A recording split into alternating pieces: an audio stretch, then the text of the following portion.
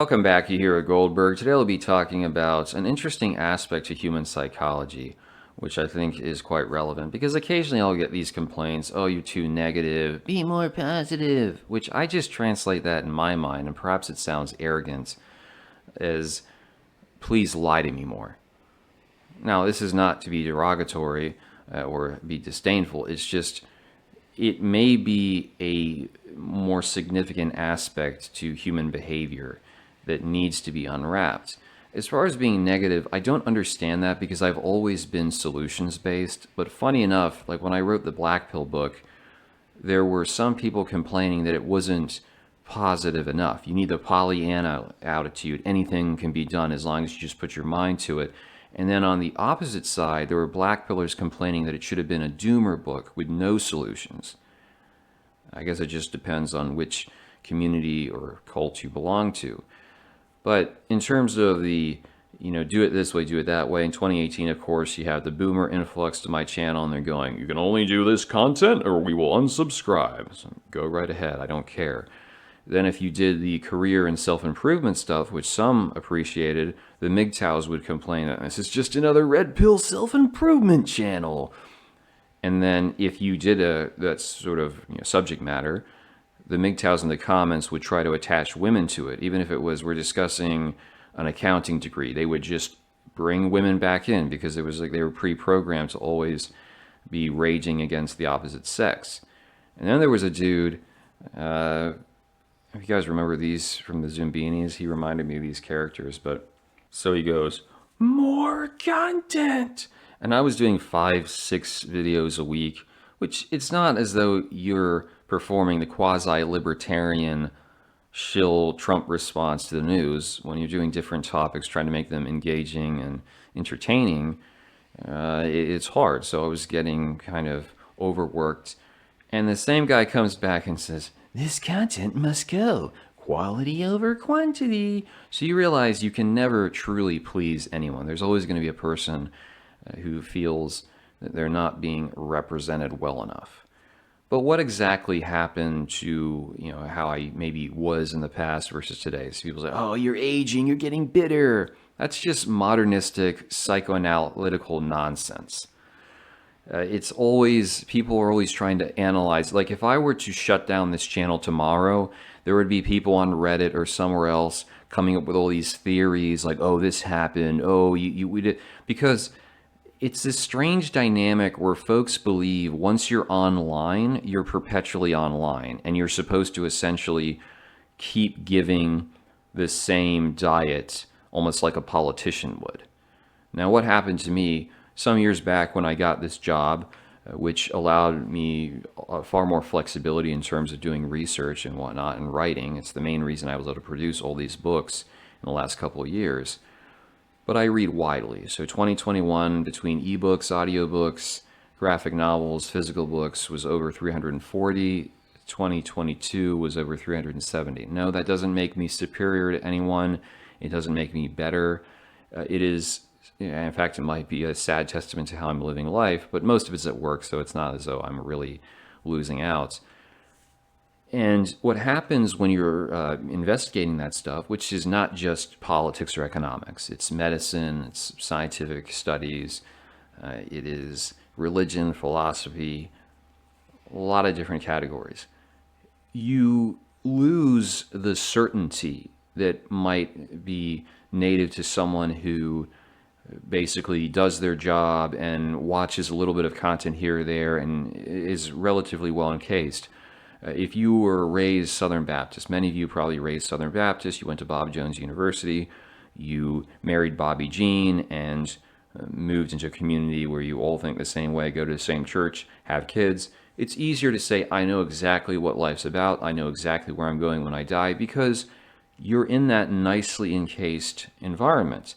Think of a rural Afghan who's a pious, devout Muslim, and then they go to New York City. They'd probably have something of a shock that not everyone thinks the same way they do. They don't have that nice, reflection board, if you will.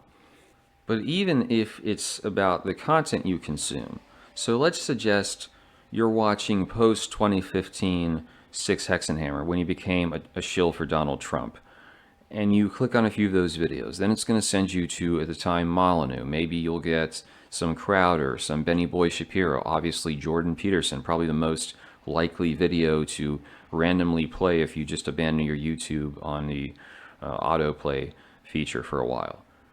Well, you're going to come across largely the same perspective. That's how the algorithm works. It feeds you what they think you want to see. And so that means you are not going to hear much from the other side or just entirely different views altogether. You're always going to go through the filter of someone you agree with. That's why people would click on those videos, and they might have me suggested. They'd go to my segment, and I would give a different opinion. And I'd say, this is how I actually, it's far more complicated. And they would start getting angry because, according to them, you were supposed to say the same thing they were used to. Folks don't realize how much their thinking is being influenced by what they're consuming that's being pushed by an algorithm. They don't pay attention to that. They assume that's just normal because I think this way, and so I watch these people and they're correct. And that's how you were able to go from people celebrating MAGA to, once Biden came in, all of a sudden it's the apocalypse. Because that's how, especially the right wing, and I mean the left wing works that way as well. It's on both sides. But it does show you how complicated that can be. And you really have to go beyond that, because otherwise you'll have a tendency to reflexively dismiss anyone that you don't immediately agree with because you're so primed with that diet of the same thing. Okay. And I'm not really able to do that just because I look into this stuff and I see it from different perspectives. You can, as an example, completely dismiss Haiti as a backwater. Then you look into it more and you say, all right, well, there was an attempt at culture. It just got kind of ravaged by various economic and military interventions. It doesn't totally remove responsibility from the people themselves, but it's more complicated than just the meme. But most people, because they probably don't have time or interest, they just want the meme. They want this simple solution that they've been hearing from enough people, because that must mean, okay, popularity means it's right. Or it could also be totally wrong. It really depends. But this leads me back to the whole nature of doing content and whether something is considered positive or negative. Here we've got Amr Metwali, middle-aged, been married and divorced, been a cab driver in LA, brah. Worked a little bit in Hollywood, has traveled the world, done pay for play, has knowledge of a lot of different cultures, has some STEM background, has done business stuff, built up a website from scratch pretty much. And he drops on the regular Hiroshima, Nagasaki black pills on people. He gets a fraction of the views that this character Hamza, who popped up in the last year or so, is doing. Now, this Hamza dude is, what is his claim to fame? Oh, I used to be on welfare doing drugs, now I'm self-improver. And, I don't know if he's a natty or he's on steroids or he's even been under the knife. If he has, unfortunately, he's still got them Cookie Monster eyes. But the point being, the dude is essentially just recycling the same garbage we've seen for years, whether it's Jordan Peterson, Andrew Tate, do self-improvement, have confidence, whatnot. And he gets a lot of views and a lot of subscribers for it, right? Is he really being truthful? He's pretty much a scammer. I mean, there's some little nuggets of truth, but he's taking advantage of these insecure South Asian and Middle Eastern dudes in the Western world who would have been better off if their parents had left them in the home country, because they can't compete romantically. Unless they're above average, they're really at the bottom of the totem pole. And he's saying, well, as long as you do self-improvement, you'll be fine, you'll get your dream girl. And specifically, it's about women, because most people are not going to listen to the manosphere for financial or fitness advice. There's much better sources on the internet for that content. It's all about women. That's why they follow these characters, because they're not getting women. Let's be very clear. Now, I personally would be more straight up with them, much like Amr, and say, you're going to maybe need to go overseas. Now, whether we want them overseas is a different question, because folks complain about the brothers being passport bros, and there are definitely some who are clowns, but it's limited. You start getting these stem cells coming down with a $300K a year Google income, tossing $1,000 at a Colombiana in one night, that's going to ruin the market for everyone else. So maybe they should just stay at home, gay max with each other. if you can't get a arranged marriage, and stop propagating genes that, it's unfair to your kids that you keep subjecting them to this torture. With that being said, though, can we really claim that Hamza has the wrong idea?